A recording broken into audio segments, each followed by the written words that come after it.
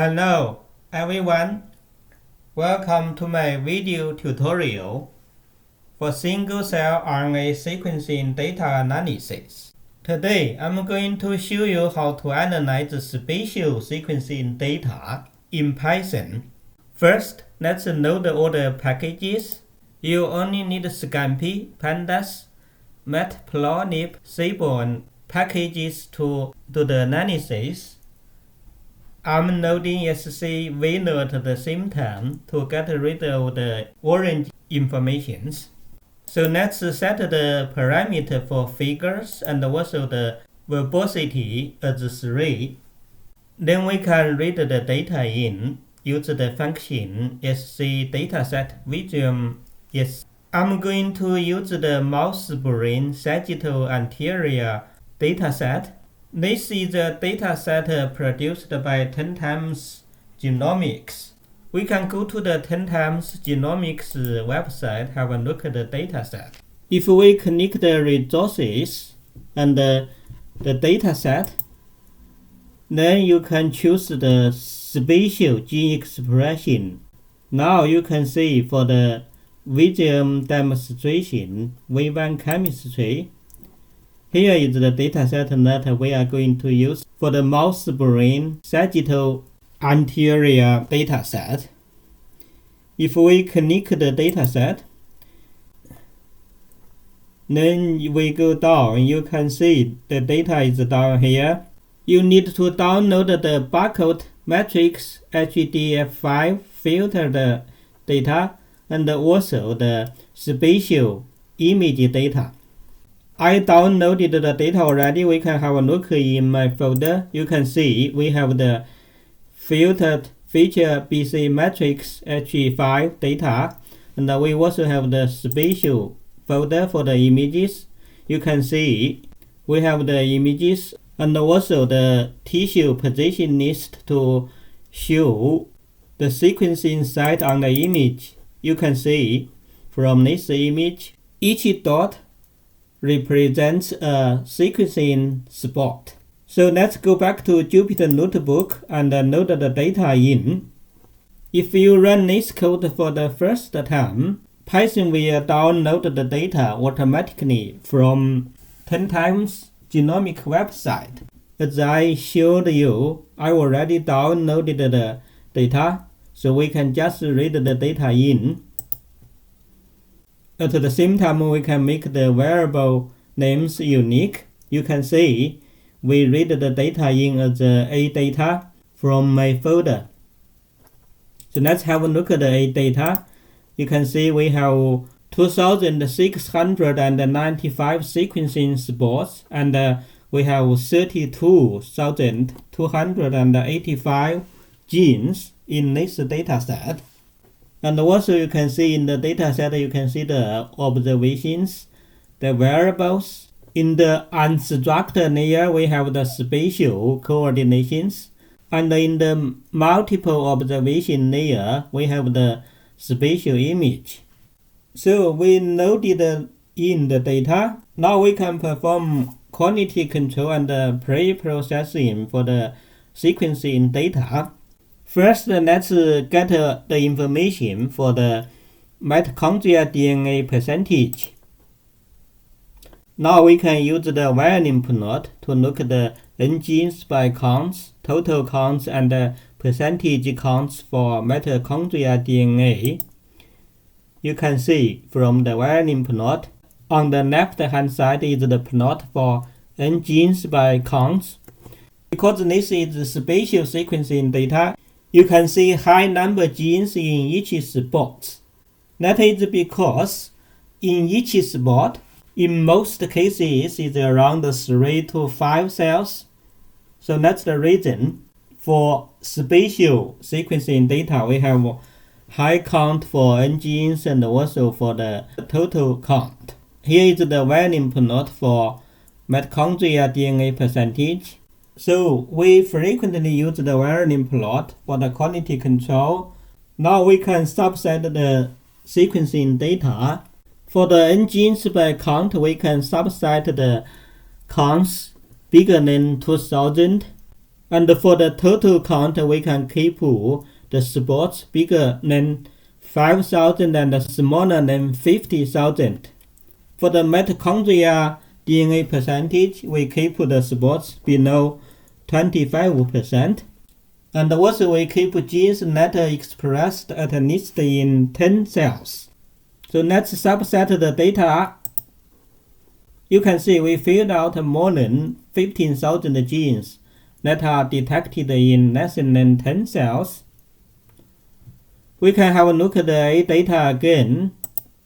You can see now we only have 2,500 cells and just around 17,000 genes. Now we can normalize the data, then find the variable genes for this dataset. Next we can run PCA, find the neighbors and run UMap.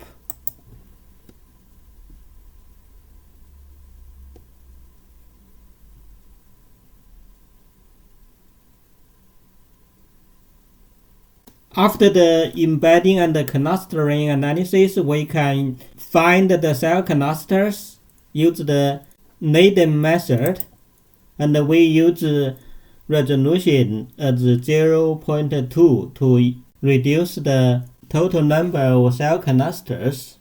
This is just for demonstration. For your own dataset, you need to find the best resolution to identify all the cell clusters in your dataset. So let's run the Naden clustering. Now we can visualize the cell clusters from this dataset.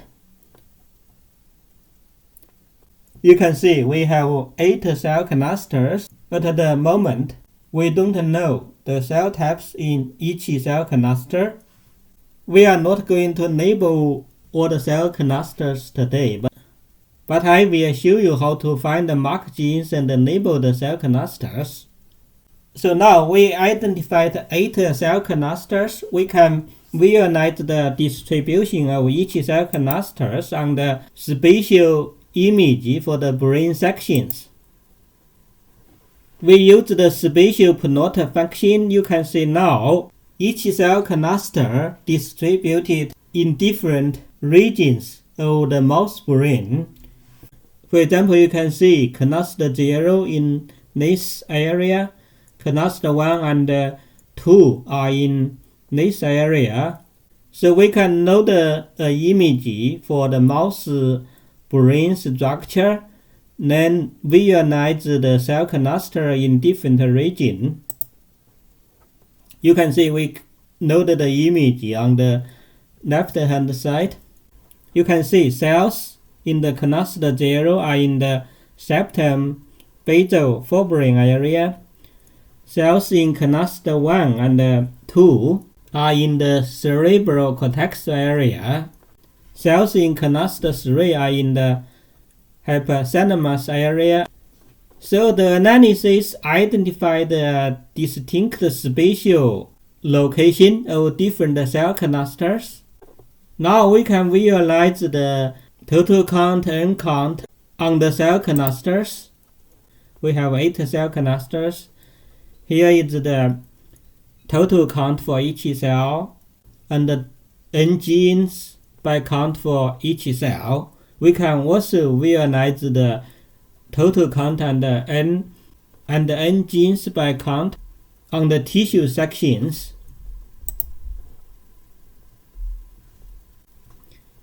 You can see the n genes by count and the total count on the tissue sections.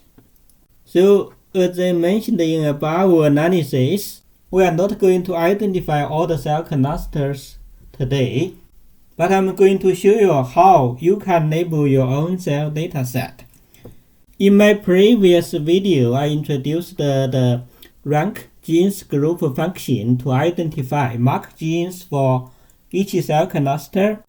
So we can use the Wilcoxon analysis to identify mark genes for each cell cluster.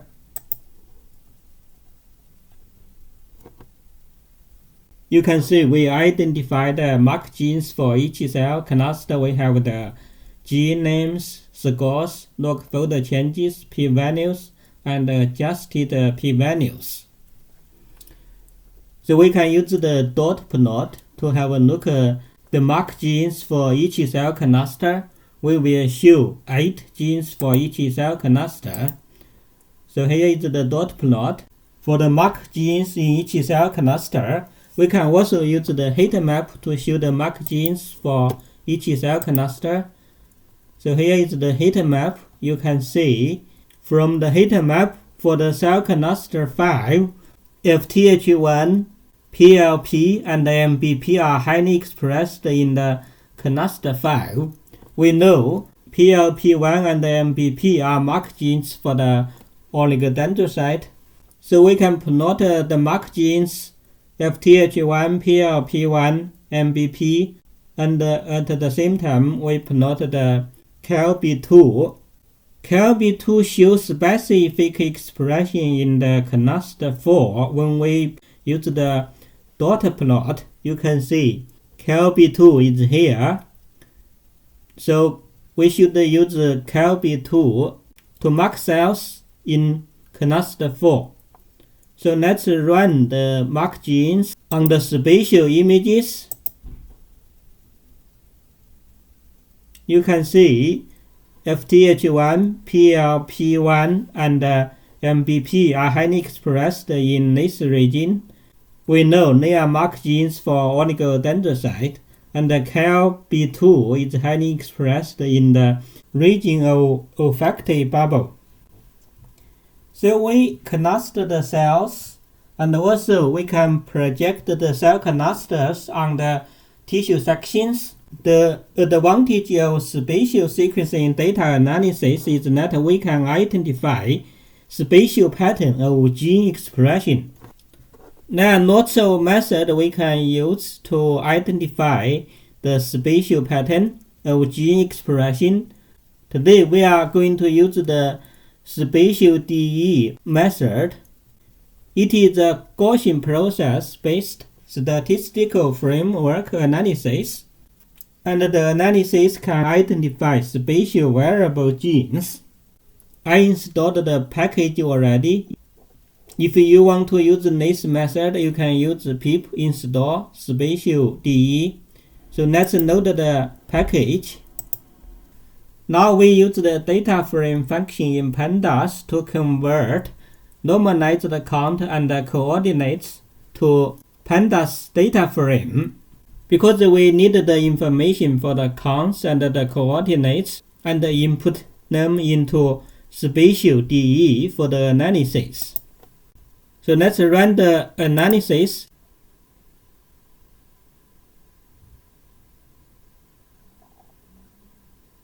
It takes more than 10 minutes to run this analysis on my computer. I will cut this part out in my final video. Okay, the analysis is finished. You can see it took more than 40 minutes to run the analysis. Now we got the result for the spatial differentially expressed genes. Then we can concatenate the result and inspect the significant genes that are varies in space. You can see we have the data frame for the significant genes, and they are sorted by the Q value. Now we identify the spatially variable genes. We can use the spatial plot function to visualize some significant genes. For example, we are going to show the gene expression for ITPR1 and RASD2 on the spatial image. Let's run the plot. And you can see ITPR1 is highly expressed in this region and also the cerebral cortex. And the RASD2 is highly expressed in this region. So you can see through the spatial sequencing data analysis, we can identify distinct cell clusters in different regions of the tissue. and also we can identify spatially variable genes in analyzed tissue. So that's it for today's video tutorial. I hope my video can help your spatial data analysis. If you like my video tutorial, please subscribe my channel and share my videos with your friends. Thank you and see you in my next video.